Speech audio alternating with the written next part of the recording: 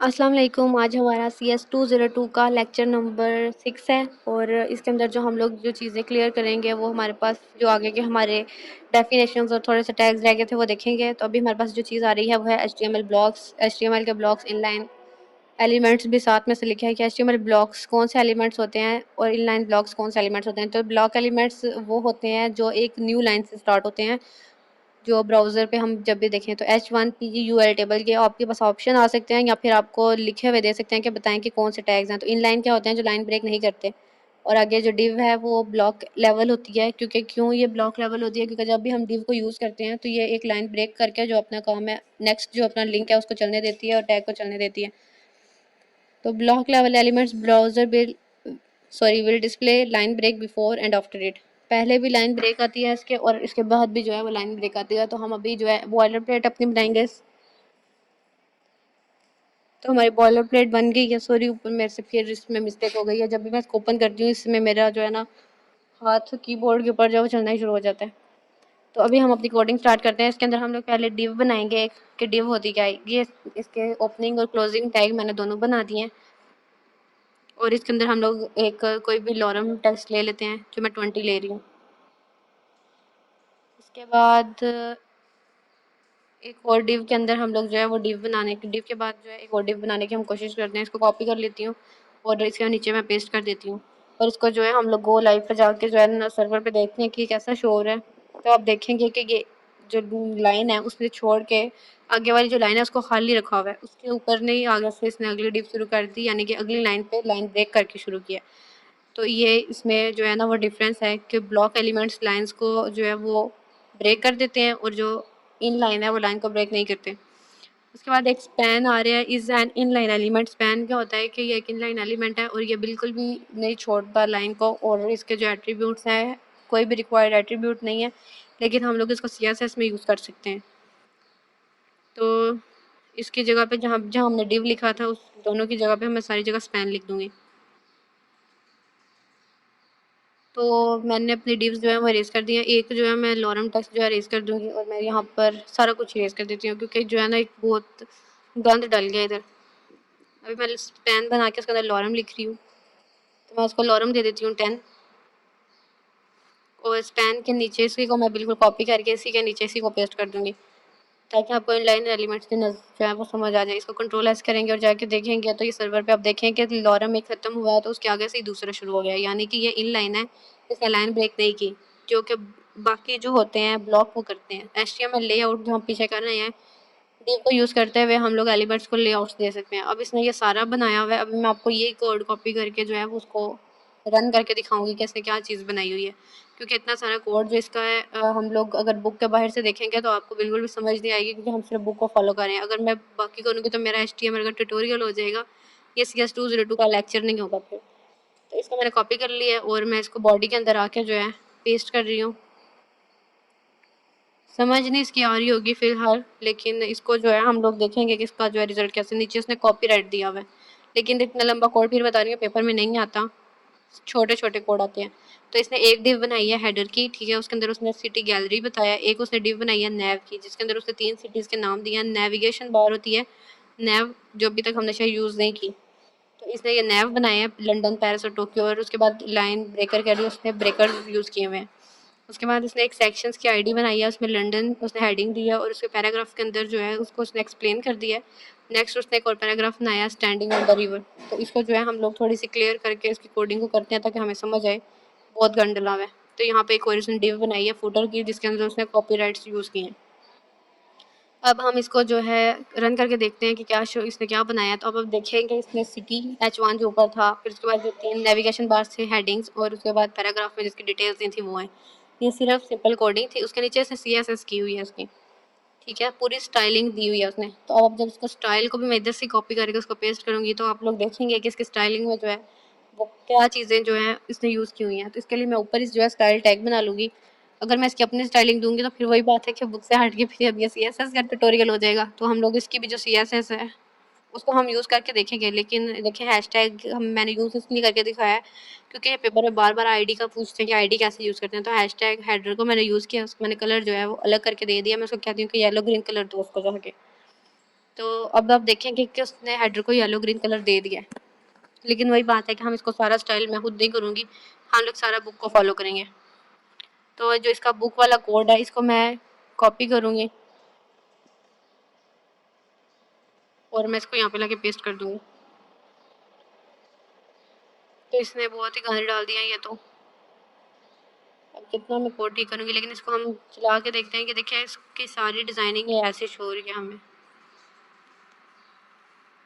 लेकिन इसके अंदर हेडर टैग जो है उसके अंदर स्टाइलिंग हमारी है। तो इसलिए मैं जो है ना अभी पहले फ़िलहाल के लिए ये सारा रेज़ करना ज़रूरी समझूंगी, क्योंकि इसका जो है ना हम लोग एक एक करके समझेंगे तो हमें समझ आएगी कि उसने टैग्स कौन से यूज़ किए हैं। अब मैं अपने अगर टैग्स यूज़ करके दिखाना शुरू कर दूँगी तो आप लोगों को तो बिल्कुल भी समझ नहीं आएगी कि हुआ क्या है, ये तो बुक में था ही नहीं। तो इसने जो हेडर टैग यूज़ किया उसमें बैकग्राउंड कलर ब्लैक दिया है, उसकी जो टेक्स्ट कलर था वाइट है, टेक्स्ट लाइन सेंटर और पैडिंग 5 पिक्सेल्स दे दिए। तो ये सारे कोड जो हम पीछे पढ़ के आए हैं, कोई नया है नहीं जो समझाने वाला हो, तो इसलिए मैं जो है ना कोड की थोड़ी सी अलाइनमेंट वगैरह सारी ठीक कर देती हूँ ताकि जो है ना कोड पढ़ने के लायक हो जाए। तो ये सारा जो है मैं आगे कर रही हूँ ताकि एक लाइन में सारा कुछ नज़र आए। और अब इसको जो है ना हम लोग सेव करके जाके देखते हैं कि क्या बना है। तो देखेंगे कि बैकग्राउंड कलर ब्लैक है, हमारा टेक्स्ट वाइट है और टेक्स्ट लाइन क्या है, सेंटर है विद 5 पिक्सल पैडिंग। नेक्स्ट हम आगे चलते हैं, उसने नैव जो डिव बनाई थी जिसके अंदर उसने 3 जो है वो लंदन और टोक्यो और पता नहीं शायद पेरिस था वो उसको लिखा हुआ था, वो डिज़ाइन हो रहे हैं। तो उसके लिए भी उसने जो सारी दी है ये सारी चीज़ें हम लोग पढ़ चुके हैं। तो इसको मैं कॉपी कर लूँगी और नेक्स्ट सेक्शन भी है उसको भी साथ में नहीं करते बल्कि एक एक करके देखते हैं। इसको कॉपी कर लिया मैंने और जाके इसमें मैं पेस्ट कर रही हूँ और फिर ये अजीब सा ही मतलब इसको कॉपी करके देगा सारा कुछ साथ। तो उसको जो है इसकी भी अलाइनमेंट सारी ठीक करनी पड़ेगी, मेरे से गलती हो गई है। तो लाइंस वगैरह जो है इनको थोड़ा सा आगे करते हैं क्योंकि साथ बिल्कुल चिपका हुआ अच्छा नहीं लग रहा। तो इसकी थोड़ी सी स्पेसिंग दे दी है मैंने, थोड़ा सा आगे किया है, पैडिंग को भी आगे ले जाते हैं और जो हमारे कर्ली ब्रेसेस हैं उनको थोड़ा सा पीछे ले आते हैं। तो ये अच्छा लग रहा है देखने में। तो अब ये जो हमारा नैव और हेडर है ये हम अभी इन दोनों की जो है ऐसे सप्लाई हो रही है, तो अभी हम इसको देखेंगे कि ये कैसे यूज़ हो रहा है। तो अब देखेंगे कि ये साइड पे हो गया, ठीक है, क्योंकि इसने फ्लोट किया इसको और फ्लोट उसने जब कर दिया लेफ़्ट पे तो सारा कुछ लेफ़्ट पे आके नज़र आ रहा है। अब सेक्शन है, अब सेक्शन की हम लोग स्टाइलिंग देखेंगे। इसमें भी सिंपल स्टाइलिंग है, वही विड्थ है, फ्लोट और पैडिंग है। विड्थ हम लोग कर चुके हैं, फ्लोट कर चुके हैं, पैडिंग जो है हम लोग थोड़ा सा आगे जाके देखेंगे इसको, क्योंकि ये पैडिंग जो है इसकी यूज़ होती है थोड़ा सा जो है स्पेस देने के लिए टेक्स्ट को। तो पैडिंग लेफ़्ट राइट टॉप और बॉटम दोनों तरफ सॉरी चारों तरफ से हम लोग दे सकते हैं, लेकिन हम लोग CSS जब करेंगे तो इसको फर्दर जो है दिखेंगे। तो फुटर जो है इसको भी हम लोग कॉपी कर लेते हैं, इसका भी कलर ब्लैक और सब कुछ उसने दिया है। आप देखें कि इसने कितनी सिंपल CSS यूज़ की है, लेकिन बात ये है कि आपके जहन में होनी चाहिए कि आप लोग क्या चीज़ यूज़ कर रहे हैं, इसके लिए आपको प्रैक्टिस करनी पड़ेगी। तो सारा कुछ सिंपल टैग्स में उसने यूज़ किया और देखिएगा कि इसका फाइनल रिजल्ट अब हम देखेंगे तो आप देखेंगे कि कितनी जो है वो कमाल की चीज़ बनी है। तो ये देखें, ये हमारी एक साइड का एक पेज आपको लग रहा होगा जो हम लोग कर चुके हैं। इसके अंदर जो एक चीज़ यूज़ हुई है ये कॉपीराइट, ये बहुत प्यारा लग रहा है, लेकिन इसके लिए बुक वालों ने ये यूज़ किया तो इसलिए इसको इसी तरह रहने देंगे, लेकिन इसके लिए जो है एक और कोड भी यूज़ होता है। एनीवेज ये जो हमारा कोड है ये हमने जो करना था कर लिया, अब इसको मैं रेज़ कर दूँगी क्योंकि इतना ज़्यादा जो है पेपर में आता नहीं है। ये सिर्फ इंटरेस्ट के लिए था कि अगर आप देखें आपको इतना प्यारा लग रहा है तो आप लोग जो है इसकी प्रैक्टिस करने की कोशिश करेंगे कितना प्यारा लग रहा है। इसके अलावा इसका कोई और मकसद तो था नहीं।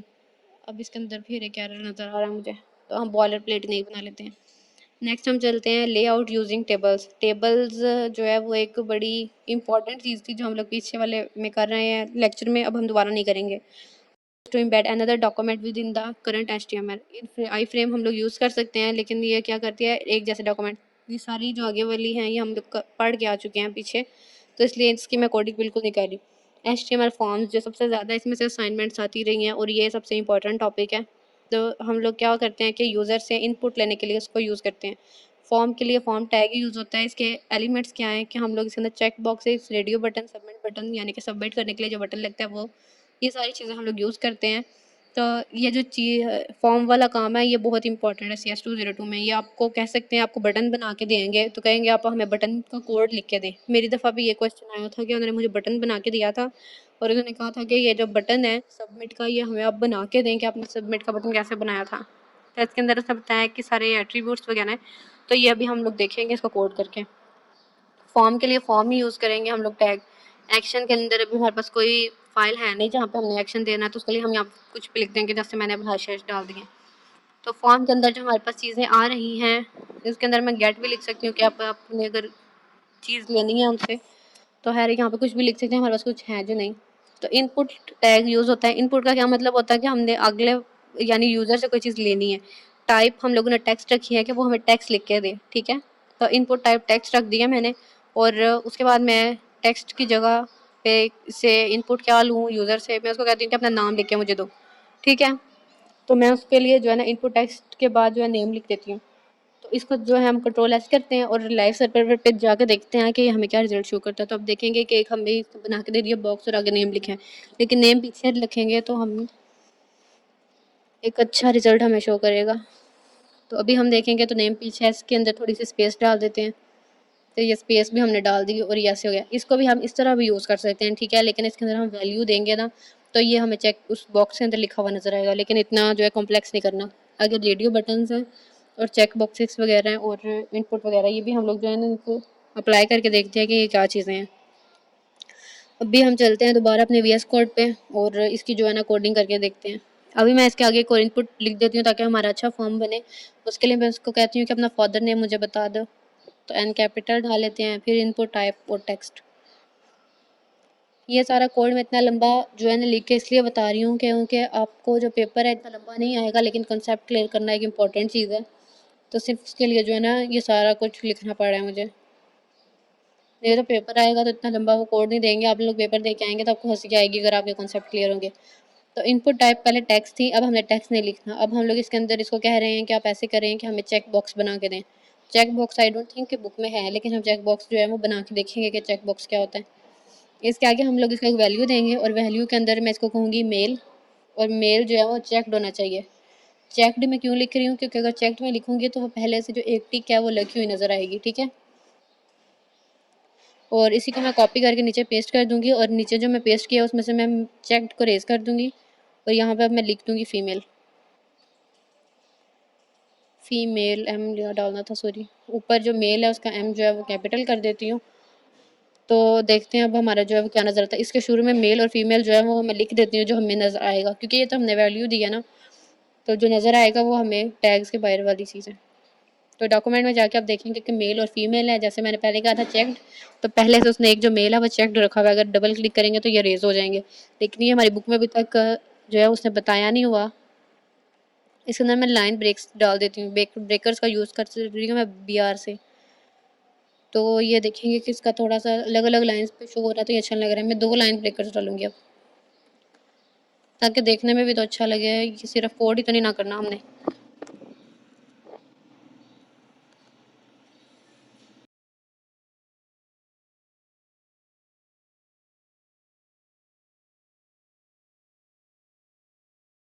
तो अब हम लोगों ने जो 2 लाइन ब्रेकर्स हमने जो डालने थे वो डाल दिए हैं, दूसरा भी ब्रेकर मैंने डाल दिया है। तो मैं फादर नेम के नीचे भी 2 लाइन ब्रेक्स डालूंगी, ताकि जो हमारा जो है वो साफ साफ नजर आए, देखें अच्छा लग रहा है। पहले की निस्बत जो है चेक बॉक्सेस भी जो है वो अलग से नज़र आ रहे हैं। तो अभी मैंने जैसे बताया चेक बॉक्स नहीं था हमारे पास, रेडियो बटन हम लोग यहाँ पे यूज़ करेंगे। तो यहाँ पे चेक बॉक्स मैंने यूज़ कर दिया। तो रेडियो बटन के लिए हम इनका जो कोड है उसी को कॉपी करके देख लें, या फिर हम सिर्फ रेडियो को कॉपी करके देख लेते हैं। चेक बॉक्स है उसकी जगह पे हम यूज़ कर देंगे रेडियो, यानी कि आप लोगों ने टाइप जो है इसको यूज़ करते रहना। टाइप अगर पासवर्ड है उसके लिए पासवर्ड होगा, रेडियो के लिए रेडियो, चेक बॉक्स के लिए चेक बॉक्स। तो आप देखेंगे कि रेडियो बटन आ गए। पहले ये चेक टिक वाले थे और लेकिन अब ये आ गए। देखें अब ये दोनों जो है वो चेकड हैं, ठीक है। उसने आगे नेम और वैल्यू इसको दी है, नेम इसके सेम है, वैल्यू इसकी डिफरेंट है। अगर ये आप यूज़ करेंगे तो आप एक टाइम पे सिर्फ एक चीज़ को जो है वो क्लिक कर सकते हैं, दोनों को क्लिक नहीं कर सकते। तो इसके लिए हम लोग इसको नेम और वैल्यू देंगे। जो फीमेल है उसको हम लोग लिख देंगे फीमेल, और फीमेल को हमने चेक नहीं करना। एट अ टाइम सिर्फ एक जेंडर सेलेक्ट करें, इसके लिए जो हमने वो है ना कोड लिखा है। तो आप देखेंगे कि ये मेल और फीमेल। तो रेडियो बटन हम इसलिए यूज़ करते हैं। चेक बॉक्सेस हम तब करते हैं जब हमने जो है काफ़ी ज़्यादा वैल्यूज़ एक साथ जो है वो टिक करनी होती हैं। तो आप देखें कि नेम जो है सेम है, वैल्यूज़ उसके डिफरेंट है, लेकिन हमने जो वैल्यूज़ अपने कोड में लिखी थी वो हमने दोनों में मेल लिखी हुई हैं।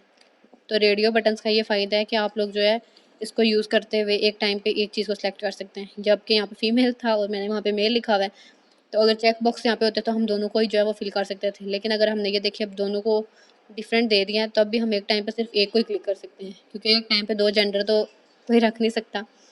एनीवेज़ तो आगे चलते हैं। आगे हमारी जो लास्ट चीज़ आ रही है वो है सबमिट बटन, सबसे इम्पोर्टेंट चीज़ है। तो जो चेक्ड वाला था वो हमने देखा है कि हम लोग पहले से एक चेक्ड रख सकते हैं। ये मैं बात बताना भूल गई थी, इसलिए मैं दोबारा कर रही हूँ। तो यहाँ पे अगर हम चेक्ड नहीं रखते, ठीक है, इसको रेज़ कर देती हूँ मैं, तो ये आप देखेंगे कि कोई एक भी मेल या फीमेल में सेलेक्ट नहीं है, पहला हमने सेलेक्ट करना है। तो इसके लिए हम लोग चेक यूज़ करते हैं। अब हम सबमिट बटन यूज़ करके देखते हैं और इसके अंदर एक्शन एट्रीब्यूट यूज़ हो रहे हैं। तो अब हम नीचे जाएंगे और इसके अंदर भी मैं लाइन ब्रेकर्स डाल दूँ, ऊपर से कॉपी करके नीचे पेस्ट कर देती हूँ। तो लाइन ब्रेकर्स मैंने डाल दिए हैं और अब हम लिखेंगे इनपुट। इनपुट टाइप जो है उसको ही रखेंगे हम लोग, टाइप टेक्स्ट थी पहले और फिर रेडियो थी, अब हम यहाँ पे रखेंगे सबमिट। ओ नो, मेरे तो कोटेशन मार्क्स रेज हो गए हैं, ये कोटेशन मार्क्स पुट हो गए हैं मेरे, और इनपुट टाइप जो है वो सबमिट रख दिया मैंने। तो ये सिर्फ इतना ही है सबमिट तक, ठीक है। इसके आगे हम लोग इसको जो है वैल्यू दे सकते हैं सबमिट की, जो उसके अंदर लिखा हुआ आएगा, जैसे हमें बुक वालों ने दिखाया हुआ है, तो सेम वैसे ही हम लोग बनाएंगे। अब तो आगे हम सिर्फ इसको जो हमारे पास चीज़ देने रह गई है वो है वैल्यू। तो वैल्यू इज इक्वल टू हमारे पास लिख देंगे हम लोग सबमिट। इसका एस मैंने कैपिटल लिखा है, ये मैंने क्यों लिखा है ये मैं आपको दिखा के बताती हूँ मैंने क्यों लिखा है। अब आप बटन के अंदर जो लिखा हुआ आपको नज़र आ रहा है, ये कैन नॉट गेट है इसलिए क्योंकि आगे कोई चीज़ नहीं है। तो सबमिट जो हमने लिखा हुआ है, जो हम लिखेंगे ना वैल्यू में, वही हमें बटन के अंदर नज़र आएगा। रीसेट हम लिखेंगे तो आपको वहाँ पर जाके रीसेट लिखा नज़र आएगा, ठीक है। तो इसलिए पेपर में अगर रीसेट बनाने का कह दें तो आपने परेशान नहीं होना, उधर वैल्यू की जगह पे आपने सिर्फ और सिर्फ रीसेट लिख देना है।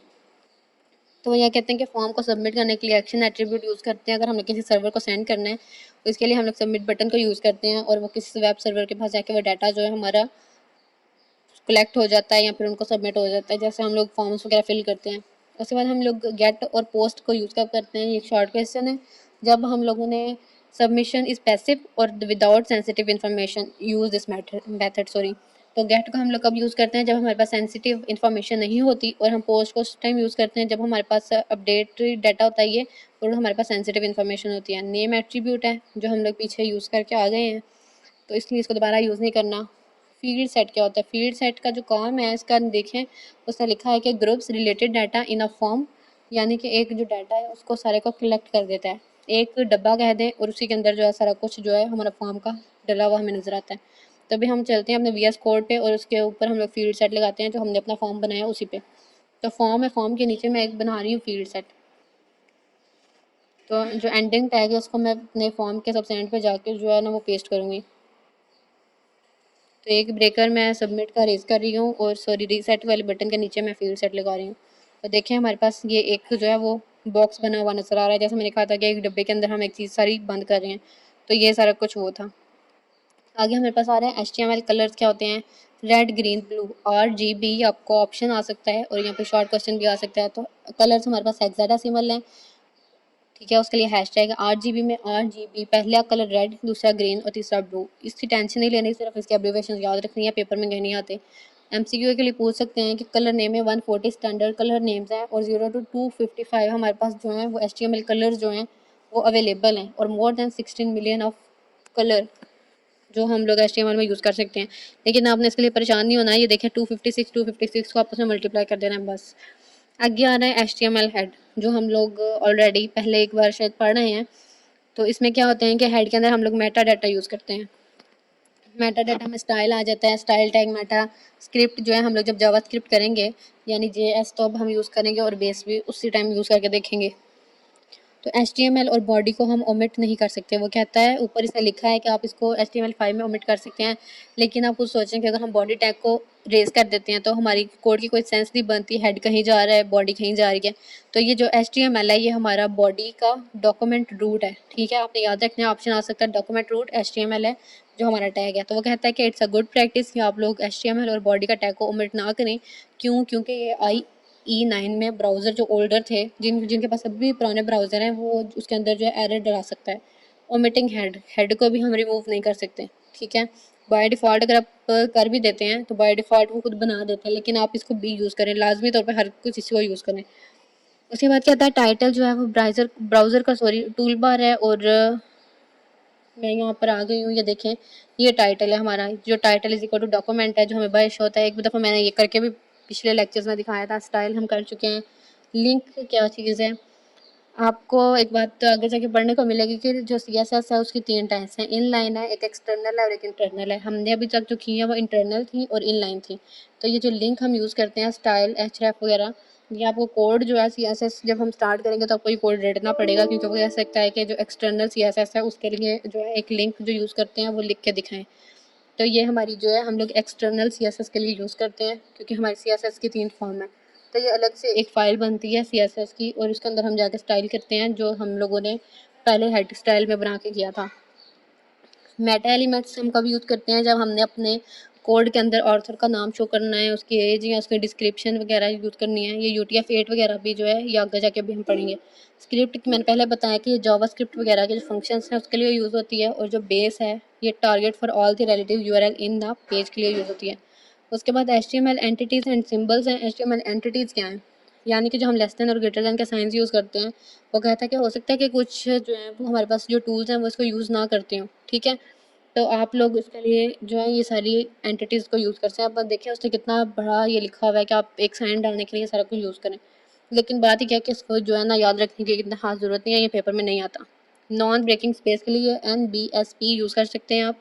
ये आपने याद रखना है, ये MCQ आएगा कि अगर हम अपने ब्राउज़र में 10 स्पेस डालते हैं तो वो 10 में से 9 को रेज़ कर देता है और एक स्पेस को रहने देता है बाय डिफ़ॉल्ट। लेकिन अगर आप NBSP को यूज़ करेंगे तो वो सारी जो है वैसी ही रहेंगी। उसके बाद है कंबाइनिंग डायाक्रिटिकल मार्क्स, ठीक है। अब ग्रेव, एक्यूट, ये मैंने वैसे इसको जो है वो हाईलाइट किया, लेकिन ये इंपॉर्टेंट नहीं है, ये पेपर में नहीं आते हैं। अल्फा न्यूमेरिक के लिए जो है ना इसको यूज़ करते हैं। उसके बाद ये सारा टेबल बना हुआ है, सारे को स्किप कर दें, ये पेपर में कोई नहीं आता। उसके बाद आ रहा है HTML encoding character set. Character set encoding क्या होती है, उसमें वो लिखता है कि जो ASCII was a first character encoding standard, यानी आस्की सबसे पहले आया था और उसके पास 127 डिफरेंट अल्फा न्यूमेरिक करैक्टर्स थे जो इसको यूज़ करके हम इंटरनेट पे जो है ना काम कर सकते थे। लेकिन इसके पास 0 to 9 थी, A to Z था और स्पेशल करैक्टरिस्टिक्स थे। तो आपको ये MCQ आ सकता है। उसके बाद आंसी आया 1252, ठीक है। उसके बाद जो है सारा कुछ चेंज हो गया, क्योंकि उसने क्या किया था कि उसने 256 डिफरेंट करैक्टर कोड्स को जो है सपोर्ट किया था, और फिर HTML4 में वो आया, और उसके बाद जो है अभी तक UTF-8 जो बाद में आया जिसको हम HTML5 में यूज़ करते हैं। तो आपने ये सारा कुछ याद रखना है। उसके बाद ये सारा कुछ स्किप कर देंगे, कोई नहीं पेपर में आता, ये अनइम्पॉर्टेंट है। और URL किस लिए यूज़ होता है, another word for a web address. ये हम लोग शायद पहला जब हमने लेक्चर लिया था उसमें भी हमने क्लियर कर लिया है कि URL जो हम लोग लिंक यूज़ करते हैं जो एंकर टैग में होता है, ये सारा कुछ जो है उसको हम लोग URL कहते हैं, जिसको हम क्लिक करके जो है अपना सर्वर ओपन कर सकते हैं। स्कीम क्या होती है, define the type of internet service. Host जो है वो डोमेन होती है, उसके बाद डोमेन होस्ट होता है, और जो डोमेन जो है वो डिफाइन करती है नेम को, यानी कि जो हमारा डोमेन का नेम है, गूगल एक डोमेन है। होस्ट क्या होता है, www। और ये सारी चीज़ें जो है हम लोग पहले चैप्टर में पढ़ के आए हुए हैं। और फाइल नेम वगैरह जब हमने ये पढ़ा था, URL के डिफरेंट टाइप्स हैं, उसके अंदर ये सारा कुछ हम लोगों ने जो है वो बहुत अच्छी तरह पढ़ा था। तो HTTP, HTTPS, FTP और फाइल, इनको अगर जो बॉक्स है ये आपने याद करना है। उसके बाद URL इनकोडिंग, फिर आगे याद नहीं करना है इसको, बस इतना याद रखना है कि जो हमारे पास ज़्यादा स्पेसिस होती हैं उसको वो हम लोग कर सकते हैं प्लस और %20 के साइन के साथ URL में उसको एक्सचेंज कर देते हैं। HTML और XHTML में क्या फ़र्क है, ये हम देखेंगे। HTML और XHTML क्या है, तो वो पहले कहते हैं कि XHTML का मतलब क्या है, extensible hypertext markup language. ये आपने एब्रीविएशन याद रखनी है। Is almost identical to HTML, stricter than HTML, और इसके अंदर जो है रूल ज़्यादा अप्लाई होते हैं। तो हमने इसको क्यों यूज़ किया था, क्योंकि कुछ जो हमारे पास इंटरनेट है वो बैड क्वालिटी की HTML यूज़ कर रहे थे, तो उसके लिए उसने जो है HTML को स्ट्रिक्ट कर दिया था XHTML में। तो वो कहता है कि कुछ ब्राउज़र्स कंप्यूटर पे, मोबाइल्स पे ऐसे हैं जो छोटे डिवाइसेस पे ठीक से काम नहीं करते, तो उसके लिए हम लोग XML को यूज़ करते हैं। तो XML को जो है आप यूज़ करने के लिए कोई ट्यूटोरियल देख लें, ये लिखा हुआ है इस बुक में। और जो है ये भी एक वेल डिफाइंड लैंग्वेज थी। तो ये अब इसने स्ट्रक्चर वगैरह इसका दे दिया कि इसमें भी HTML हेड, टाइटल और बॉडी जो है हमने यूज़ की थी। उसके बाद आगे उसने HTML एलिमेंट्स के बारे में कुछ लिखा है कि ये प्रॉपरली नेस्टेड होती थी, इसमें कोई गलती नहीं हम कर सकते थे। हर कोड बंद करना लाजमी है, हर चीज़ लोअर केस में हो, रूट हो, उसके बाद लोअर केस लाजमी है, कोटेशन मार्क्स लाजमी है, और फॉरबिड करना उसको हर एट्रीब्यूट को लाजमी था, क्योंकि ये बहुत ज़्यादा स्ट्रिक्ट लैंग्वेज थी। HTML में ऐसा कुछ नहीं है। उसके बाद जैसे उसने बताया कि जब बोल्ड टैग और इटैलिक टैग उसने यूज़ किया है, तो उसने कहा है कि हर एक टैग जो है वो एक तरतीब से यूज़ हो। बोल्ड और इटैलिक में देखें, उसने बोल्ड पहले यूज़ किया और इटैलिक बाद में, तो इटैलिक बंद पहले हो और बोल्ड बाद में बंद हो। तो ये जो उसकी तरतीब है, अगर ये ख़राब होती थी तो XHTML जो था वो एरर जनरेट कर देता था। जैसे इसने इटैलिक्स में जो है वो डिफरेंस रखा हुआ है, इसकी जो अलाइनमेंट कह लें या फिर इसकी जो तरतीब है वो गलत थी। अब इसने पैराग्राफ टैग यूज़ किया और पैराग्राफ टैग को बंद नहीं किया, तो ये एक एरर जनरेट करेगा XHTML में, ठीक है। उसके बाद वो कहता है कि इसको लाजमी बंद करें। उसके बाद उसने यहाँ पर भी एक लाइन ब्रेक और हॉरिजॉन्टल को यूज़ किया, लेकिन इसके अंदर इसने कोई जो कोटेशंस थी वो यूज़ सही तरह से नहीं की हुई, तो इमेज टैग जो है उसको क्लोज़ कर दिया था, तो ये जो है वो गलत है। इमेज टैग उसने इधर यहाँ पर ठीक तरह से बंद नहीं किया, ब्रेकर्स जो है वो ठीक तरह से बंद नहीं थे किए। उसके बाद वो कहता है कि सब कुछ जो है अपर केस में नहीं होना चाहिए, हर चीज़ जो है XHTML में लोअर केस में होनी चाहिए थी। तो जहाँ पे अपर केस आप चीज़ यूज़ करते थे वहाँ पर जो है वो एक जनरेट कर देता था एरर। एट्रीब्यूट्स के नेम्स वगैरह जो हैं वो भी आपको शॉर्ट में लिखने पड़ते थे, स्मॉल वर्डिंग में, और वो हर चीज़ जो है मस्ट बी कोटेड होनी चाहिए थी एट्रीब्यूट्स के अंदर जो भी आता है, नहीं तो वो भी क्रॉस हो जाता था। तो आगे से उसने कहा है कि HTML how converts into XHTML, तो कैसे हुई थी, डॉक टाइप को यूज़ करके हुई थी। उसके बाद attributes to HTML every page था, change all elements name to lower case. उसके बाद ऑल एलिमेंट्स को क्लोज करना लाजमी था लोअर एट्रीब्यूट से, और कोड करना था तमाम के तमाम एट्रीब्यूट्स को। तो यहाँ पर हमारी जो HTML है उसका दी एंड हो गया है। काफ़ी ज़्यादा हमने इसके अंदर CSS को भी जो है ना अप्लाई करके देख लिया है, तो CSS हमारे लिए करना आसान होगी। तो जितना आप HTML का क्लियर हो गया है, इसमें भी काफ़ी हद तक जो पेपर है वो पास हो सकते हैं। Thank you so much.